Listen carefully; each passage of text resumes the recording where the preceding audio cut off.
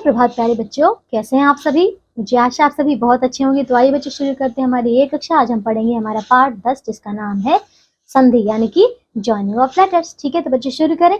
आइए देखिए, तो बच्चों सबसे पहले हम पढ़ते हैं संधि यानी कि जॉइनिंग ऑफ लेटर, इसकी परिभाषा। ठीक है, देखो दो वर्णों के मेल को संधि कहते हैं। जैसे कि बच्चों पहला विद्या जमा आल है, तो बनेगा क्या बच्चों, देखो इसमें बच्चों आ जमा आ, ठीक है, दोनों का मेल हुआ है तो बनेगा आ, और इसका उदाहरण हो जाएगा विद्यालय। ठीक है, जगत जमा ईश यानी कि इसमें बच्चों त और ई का मेल हुआ तो बनेगा दी, और ये होगा जगदीश। इसी प्रकार बच्चों दुह जमा तर, तो देखो इसमें विसर्ग जमा त हुआ है तो बनेगा इस्त, ठीक है, और इसका उदाहरण है दुस्तर। ठीक है, अब देखिए संधि विच्छेद क्या होता है। एक शब्द को दो टुकड़ों में विभाजित करना संधि विच्छेद कहलाता है। जैसे कि बच्चों देवालय क्या होगा, देव जमा आलय, है ना।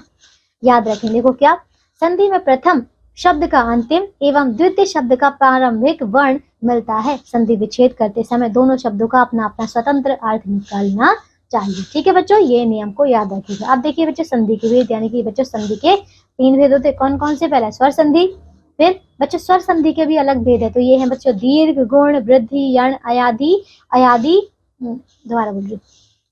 तो बच्चों स्वर संधि के भी अलग भेद होते हैं। तो ये है दीर्घ, गुण, वृद्धि, यण, अयादि, पूर्व रूप और क्या बच्चों पर रूप। ठीक है, अब देखो फिर दूसरा भेद है इसका व्यंजन संधि और विसर्ग संधि। ठीक है, आइए अब एक एक करके हम पढ़ेंगे। तो स्वर संधि देखो क्या है। स्वर के सामने स्वर आने पर जो विकार उत्पन्न होता है उसे स्वर संधि कहते हैं। जैसे कि रामावतार, तो बच्चों इसमें राम जमा अवतार बना है तो ये बना है। ठीक है, क्या इसमें आ और आ का यानी कि स्वर का क्या है, मेल हुआ। ठीक है, अच्छा रमेश, रमेश कैसे बना है, रमा जमा ईश, इसमें आ और ई है ना, तो इसका मेल हुआ। ठीक है, स्वर संधि के भेद देखो। तो बच्चों स्वर संधि के 7 भेद होते हैं बच्चों। ये दीर्घ संधि है, गुण संधि है, वृद्धि संधि, यण संधि, अयादि संधि, पूर्व रूप संधि और पर रूप संधि। ठीक है, चलिए अब एक एक करके नहीं पढ़ी। तो बच्चों दीर्घ संधि देखो, जब दो समान ह्रस्व या दीर्घ स्वर वर्ण आपस में मिलते हैं तो उसके स्थान पर एक दीर्घ स्वर आ जाता है। जैसे बच्चों अ जमा अ तो बनेगा आ, ई जमा ई तो बनेगा ई, उ जमा उ तो उ बनेगा, री जमा री तो बच्चों री बनेगा। ठीक है, चलिए अब आगे देखिए यहाँ पे इसी प्रकार देखो अ जमा आ तो दीर्घ बच्चों आ बनेगा, ई जमा ई होगा, उ जमा उ तो बच्चों उ होगा। देखिए इसी प्रकार से ये सारे आपको पढ़ने है ना। कुछ उदाहरण है बच्चों, कुछ उदाहरण यहाँ पे देखिए। शिव जमा आलय, तो बच्चों इसमें अ जमा आ का मेल हुआ तो बनेगा आ, और ये होगा शिवालय। कवि जमा इंद्र, तो देखो इसमें ई और ई का मेल हुआ तो बच्चों ई बनेगा, तो बनेगा कवींद्र। भानु जमा उदय, तो बच्चों उ जमा उ हुआ, इसका मेल हुआ तो बनेगा उ, और इसका उदाहरण है भानुदय। इसी प्रकार बच्चों जितने भी उदाहरण है आपको पढ़ने है ना। अच्छा दूसरा देखिए गुण संधि, यदि अ या आ के बाद ह्रस्व या दीर्घ ई उ री आए तो संधि करने पर क्रमशः ए ओ अर हो जाता है। जैसे कि बच्चों देखिए अ जमा ई तो बनेगा ए, ठीक है, अ जमा उ तो ओ बनेगा, अ जमा री तो अर होगा। ठीक है, अब देखिए आ जमा ई तो बच्चों ए बनेगा, आ जमा उ तो ओ बनेगा, आ जमा री तो अर होगा। ठीक है, इसी प्रकार ये जो जो आपको बन रहा है यहाँ पे एक बार पढ़ लीजिएगा। इसके उदाहरण देखो, रमा जमा ईश, तो बच्चों इसमें आ जमा ई हुआ तो ये ए बनेगा और ये हो जाएगा रमेश। सूर्य जमा उदय, तो बच्चों इसमें अ और उ का यहाँ पे बच्चों सम हुआ है, इसमें बच्चों अ जमा उ हुआ है तो ये बनेगा ओ, क्या होगा ओ, और इसका उदाहरण है सूर्योदय। ठीक है, इसी प्रकार देव जमा ऋषि, तो बच्चों में तो बच्चों इसमें अ और री का मेल हुआ है तो ये बनेगा अर, और ये होगा देवर्षि। ठीक है, चलिए आप देखिए यहाँ पे तीसरा है वृद्धि संधि। तो यदि अ या आ के बाद ए या ए आए तो संधि करने पर दोनों की जगह ए हो जाता है। यदि देखो यदि ओ या अ आए तो ओ हो जाता है। जैसे कि अ जमा ए है तो बनेगा बच्चों ए, अ जमा ओ है तो ओ बनेगा, आ जमा ए है तो ए बनेगा, आ जमा ओ है तो ओ बनेगा। ठीक है, इसी प्रकार ये जो भी दिख रहा है बच्चों इनको पढ़िएगा। इसके उदाहरण देखो कुछ है यहाँ पे। सदा जमा ए तो तो बच्चों आ जमा ए यहाँ पे हो रहा है तो बनेगा ए, और इसका उदाहरण है सदैव। महा जमा ऐश्वर्य, तो बच्चों ये बनेगा महेश्वर्य। जन जमा ओद तो बनेगा जनौद, महा जमा औषधि तो महौषधि। ठीक है, फिर आगे अब चौथा यण संधि। यदि ह्रस्व दीर्घ ई उ री के बाद कोई अन्य असमान स्वर वर्ण आए तो संधि करने पर क्रमशः य व र हो जाता है। जैसे कि देखो ई जमा अ तो य, री जमा अ तो र, अ जमा उ जमा अ तो व। ठीक है, यदि देखो अब यदि जमा अपि, तो इसमें बच्चों बनेगा यद्यपि। सु जमा आगत तो स्वागत, पितृ जमा आ गया तो पित्र आ गया। ठीक है, अब कैसे मेल हुआ है वो भी देख लेना। ठीक है, पांचवा देखिए अयादि संधि। ठीक है, तो यदि ए ओ ए के बाद इनके अलावा कोई भी स्वर वर्ण आए तो संधि करने पर क्रमशः आए, अब, आए, आव हो जाता है। ठीक है बच्चों, जैसे कि यहाँ पे देखिए ने जमा अन तो क्या बनेगा नयन, भो जमा अन तो भवन, गे जमा अक तो गायक, पौ जमा अक तो पावक। ठीक है, अच्छा फिर क्या है इसके आगे पूर्व रूप संधि, तो पद के अंत में स्थित ए तथा ओ के बाद देखो हस्व अ आने पर उस देखो अ का पूर्व रूप हो जाता है। जैसे कि यहाँ देखो मनो जमा अभिलाषा तो क्या हो जाएगा मनोभिलाषा। ठीक है, फिर यशो जमा अधिकार तो यशोधिकार। ठीक है, अब देखो अगला है पर रूप संधि। ठीक है, तो यदि हस्व या दीर्घ आ के बाद ए या ओ हो तो अ या आ आगे वाले ए या ओ में मिल जाता है। जैसे कि मामा जमा एरा तो ममेरा, दंत जमा ओष्ठ तो दंतोष्ठ। ठीक है,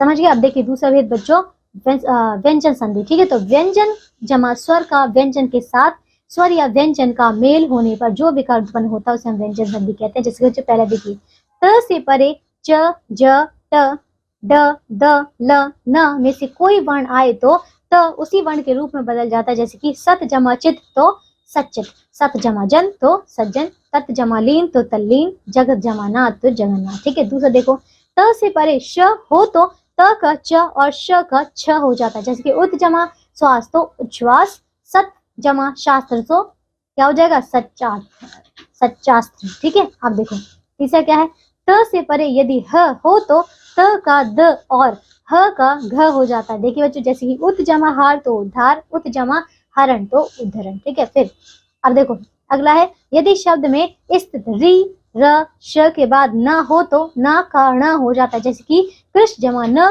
तो बच्चों क्या बनेगा कृष्ण। ठीक है, प्र जमा मान तो प्रमाण।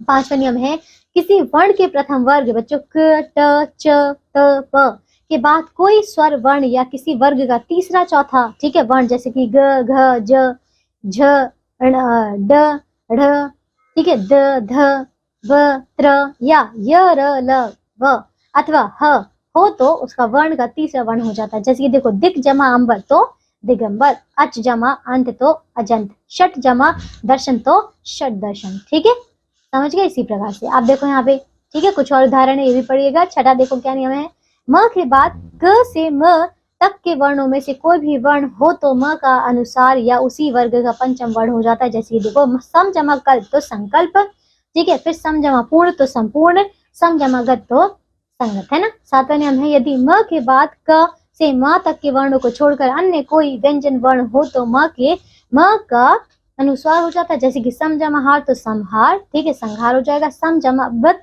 तो संवत, सम जमा योग तो संयोग। ठीक है, आठवां नियम किसी वर्ण के पहले या तीसरे वर्ण जैसे कि क, ग, च, ज, ट, ड, ठीक है, त, द, प, ब के बाद किसी भी वर्ग का पांचवा वर्ण आए तो संधि करने पर पूर्व वर्ण के स्थान पर उसी वर्ग का पंचम वर्ण हो जाता है। जैसे कि देखो वाक जमा मय तो वांग्मय, उत जमा मुख तो उन्मुख, षट जमा मास तो षटमास, दिक जमा नाथ तो दिग्नाथ।